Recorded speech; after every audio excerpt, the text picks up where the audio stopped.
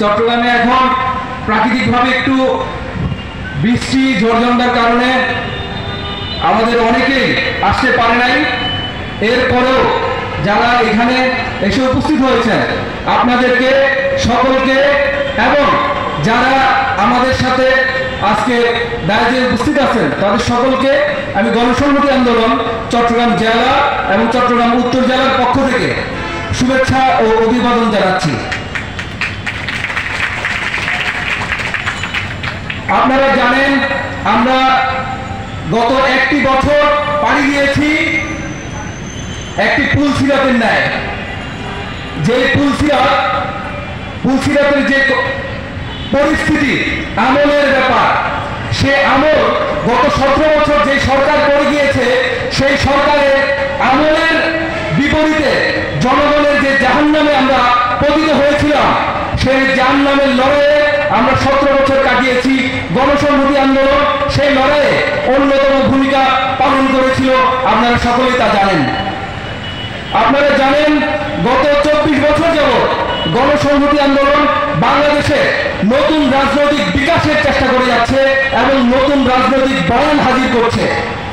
যেই রাজনীতি বাংলাদেশ পুনঃপ্রতিষ্ঠা, বাংলাদেশকে পুনরায় সাম্য, মানবিক মর্যাদা এবং ন্যায় বিচারের বাংলাদেশে রূপান্তরের জন্য আমরা প্রধানতম সংকটগুলো চিহ্নিত করেছি এবং আমরা জাতীয় সনদ ঘোষণা করেছি যে বাংলাদেশে কিভাবে সেই নতুন বাংলাদেশে রূপান্তর ঘটানো সম্ভব।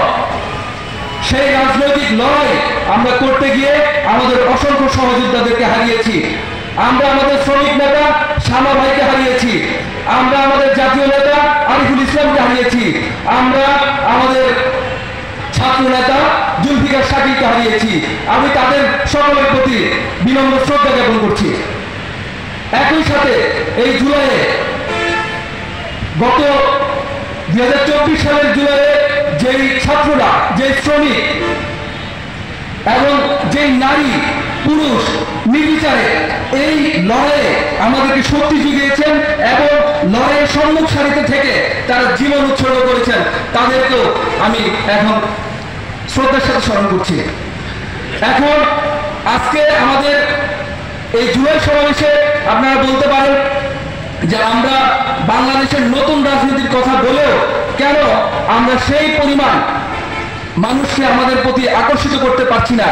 আমরা আকর্ষিত করতে পারছি না, কিন্তু আমরা গত 24 বছর যাবৎ ধারাবাহিকভাবে বাংলাদেশের যত রাজনৈতিক দল আছে, যত রাজনৈতিক নেতৃবৃন্দ আছে, তাদের মধ্য থেকে একেবারে প্রিসাইজলি আমরা বাংলাদেশের মানুষকে একটি নতুন সম্ভাবনার কথা বলি এবং সেই সম্ভাবনার যেই বয়ান এবং সেই সম্ভাবনাটি কিভাবে বাস্তব, সেই বাস্তবতাকে হাজির করে যাচ্ছেন আমাদের গণসংহতি আন্দোলনের প্রধান সমন্বয়কারী জুনায়েদ সাকি। ধারাবাহিকভাবে শেখ হাসিনার আমলেও সবচেয়ে কোণঠাসা অবস্থায় থেকেও গণসংহতি তার রাজনৈতিক বয়ানকে হাজির করেছে জনগণের মাধ্যমে। কিন্তু জনগণের মধ্যে আমরা দেখেছি 24 যেই রক্তিম আকাঙ্ক্ষা জন্ম দিয়েছিল, যেই সম্ভাবনা তৈরি করেছিল, সেই 24 পেরোতে 25-এ আসছে যেই সময়ে আমরা পাড়ি দিলাম পুলসিরাতের মতো করে, সেই সময়ের মধ্যে অনেকেই পুলসিরাত থেকে নিচে পড়ে গেছে এবং সে জাহান্নামের অগ্নিগর্ভে আবারও সেই পুরাতন রাজনীতিকে বাংলাদেশে পুনর্নির্মাণের চেষ্টা করা হচ্ছে। আমরা এই পুনর্নির্মাণের যে ফ্যাসিবাদী রাজনীতি, সেই রাজনীতির বিরুদ্ধে বিদ্রোহ ঘোষণা করছি এবং নতুন রাজনীতির সম্ভাবনা আপনাদেরকে সাথে পাওয়ার আকাঙ্ক্ষা ব্যক্ত করছি।